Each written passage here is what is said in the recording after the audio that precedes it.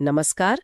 आज हम जम्मू कश्मीर में बने चिनाब पुल पर थोड़ी गहराई से बात करने वाले हैं। जी। एक ऐसी संरचना जिसे मतलब इंजीनियरिंग का एक चमत्कार कहा जा रहा है। हाँ, बिल्कुल। और ये समझना दिलचस्प होगा कि ऐसा क्यों है। बिल्कुल। और जो हमारे पास लेख है उसका शीर्षक भी यही कहता है, चिनाब पुल, कश्मीर को जोड़ने वाला एक इंजीनियरिंग चमत्कार। अच्छा। तो ये लेख हमें बताता है कि कैसे मतलब एक बहुत पुराना सपना हकीकत बना। हाँ, जरा सोचिए ना, जम्मू कश्मीर का वो रियासी जिला, ऊंचे दुर्गम पहाड़ हाँ। और उनके बीच से बहती चिनाब नदी, एक गहरी खाई, करीब 359 मीटर गहरी, जी, एफिल टावर से भी ऊंची। एफिल टावर से भी ऊंची। तो वहां पुल बनाने का ख्याल ही अपने आप में मतलब एक बहुत बड़ी चुनौती थी। और ये सिर्फ गहराई ही नहीं थी, लेख में और भी बातें हैं, जैसे कि 260 किलोमीटर प्रति घंटे तक की तेज हवाएं चलने का अनुमान। बाप रे, 260 किलोमीटर प्रति घंटा। जी। फिर भूकंप का फका तो है ही उस इलाके में। भूस्खलन, भारी बर्फबारी, ये सब प्राकृतिक चुनौतियां थीं। और ये सब हो रहा था उधमपुर श्रीनगर बारामूला रेलवे लाइन यानी USBRL परियोजना के तहत। वो खुद में ही एक बहुत महत्वाकांक्षी योजना है। हाँ, वो तो है। तो ये सफर मतलब शुरू कैसे हुआ? सुनने में आया है कि इसमें काफी रुकावटें भी आई। हाँ, आई।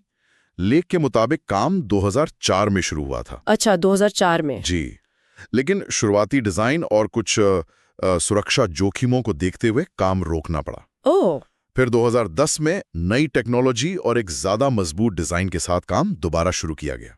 तो मतलब एक लंबा गैप रहा बीच में। हाँ, और इस पूरी प्रक्रिया में देखा जाए तो करीब करीब 2 दशक लग गए। 2 दशक। और इसमें जो सामान लगा, जो सामग्री लगी, हाँ। 28,000 टन से ज्यादा स्टील। हाँ, ये आंकड़े बताते हैं कि कितना विशाल काम था ये। बिल्कुल, ये सिर्फ आंकड़े नहीं है, ये उस स्केल को, उस पैमाने को दिखाते हैं जिस पर ये काम हुआ। बिल्कुल सही।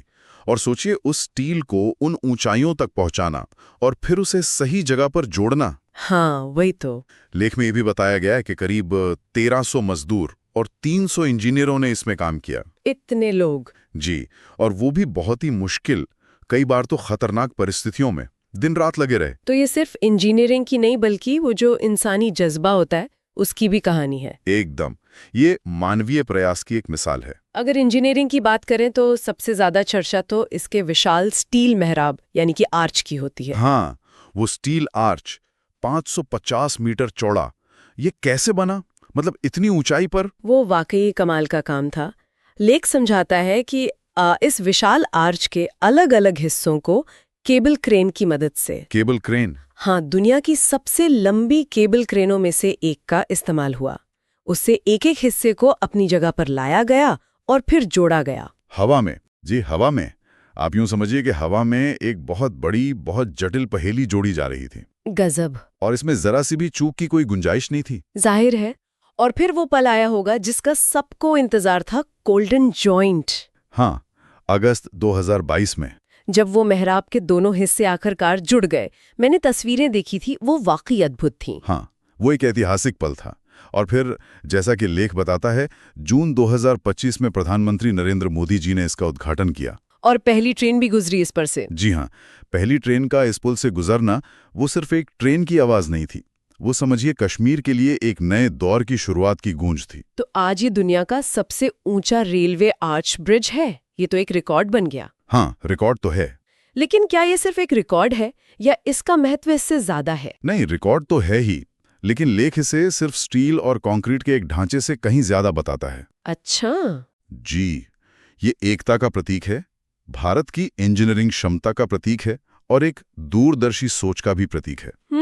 ये पुल सिर्फ नदी के 2 किनारों को नहीं जोड़ रहा, ये लाखों दिलों को करीब ला रहा है। सही कहा। और कश्मीर के मतलब बाकी भारत से पूरी तरह से जुड़ने का जो सपना था, उसे एक तरह से साकार कर रहा है। बिल्कुल। तो अगर हम पूरी बात का सार निकालें तो निष्कर्ष यही है कि चिनाब पुल सिर्फ एक परिवहन का लिंक या जरिया नहीं है। नहीं, बिल्कुल नहीं। ये दशकों पुराने एक सपने, असाधारण इंजीनियरिंग कौशल और वो जो इंसानी जज्बा होता है ना, जिसने नामुमकिन सी लगने वाली चुनौतियों पर जीत हासिल की, उसका संगम है। हाँ, बहुत खूब कहा आपने। और इसका असर भी बहुत गहरा होने वाला है। ये पुल सिर्फ पहाड़ों को नहीं जोड़ रहा, ये कश्मीर के लिए संपर्क, व्यापार, पर्यटन और विकास के एक नए युग का दरवाजा खोल रहा है। लाखों लोगों के जीवन को बेहतर बनाने की उम्मीद जगा रहा है। ये बात तो है। और जाते जाते शायद एक सवाल हम अपने श्रोताओं के लिए छोड़ सकते हैं। हाँ, जरूर।